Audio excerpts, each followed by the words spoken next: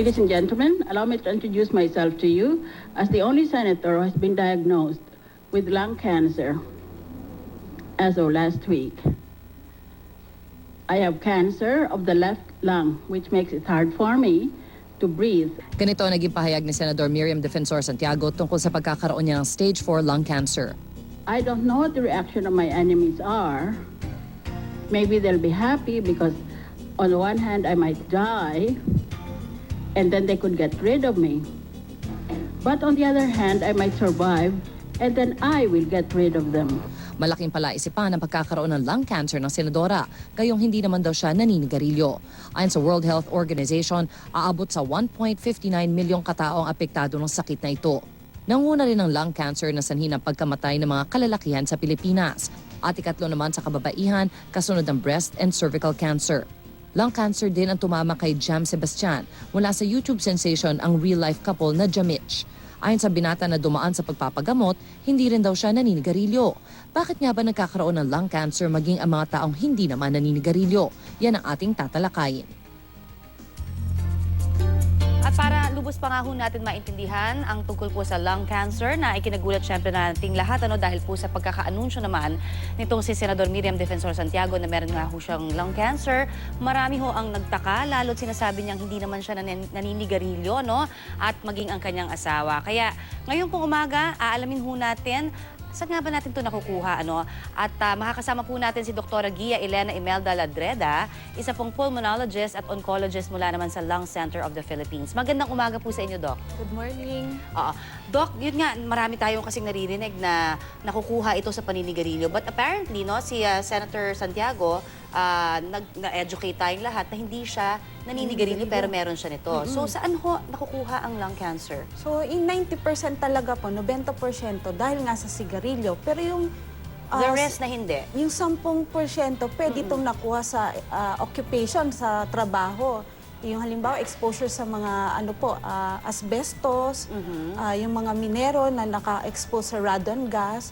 O pwede din po, maliit na porsyento, 1% dahil sa pollution. So, Sa environment? Oo, pwede po environment o pwede po ding indoor. Yung sinasabing indoor pollution, yung exposure po sa yung pagluluto sa sa kahoy, mga ganon. So okay. may mga ganyan Carcinogen, mga ganyan. Oo. Okay, may Or mga effects dati yan. din pong karamdaman. Like halimbawa po, may teorya po na yung dating pagkakaroon ng tuberculosis, yung pong nagkapeklat sa baga, pero hindi naman sa maraming porsyento ng pasyente may TB. Merong maliit na porsyento na later on, pag finalo up yung dating scar daw ng TB, na nagiging bukol siya. Ayun. At syempre, wag din natin kalimutan yung namamana. Namamana, oo nga naman. Diba? Kasi yan yung parating tinatanong sa ating medical history kung mayroon ka bang history ng lung cancer o kung ano mang klase ng cancer. Doc, meron kayong papakita sa atin, Pakita lang natin para mas maintindihan ho natin. Ito yung normal na chest x-ray. Chest x-ray na normal po. Ano hong difference? Anong nakikita natin dyan? Maluwag, maganda yung itsura? So, ang hangin, pagka natapat po sa x-ray, ito ay kulay black. So, yung lungs po, dahil hangin ang laman niya, kaya kulay black siya. Ito yan, And then, okay. these two parts. So, punong-puno ng hangin yan ng healthy na chest. Tapos nasa puso, yung puso po ang nasa gitna. Okay. And then this x-ray, kumpara dito, makikita po natin na ito, merong whiteness dito sa part na to. Okay. Where's that?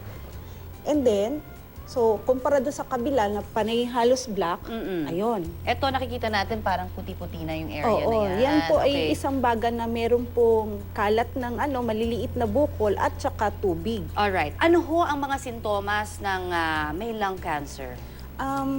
Kalimitan po, ang sintomas nila ay pagkahapo, Parating pagod, madaling mapagod, hinihingal, at inuubo. Yung may mga nagsusuka rin daw ng dugo? Ganun ba yun? Meron at nakita ko sa aking personal na experience na yung pagkakaroon ng dugo sa plema, ito ang number 1 na dahilan. Kaya minsan, sugod ka agad sila. Sir, okay. Pero Yun yung ubo, hindi. Hindi, So, nila meron masyado daw chronic pinapansin. coughing, yung hindi natatanggal na pag-ubo. Alright. Yung sinasabi kasi ni Senadora kanina, no, na hindi muna siya magpapa-chemotherapy, iinom siya ng gamot. So, there is a possibility na magamot pa siya?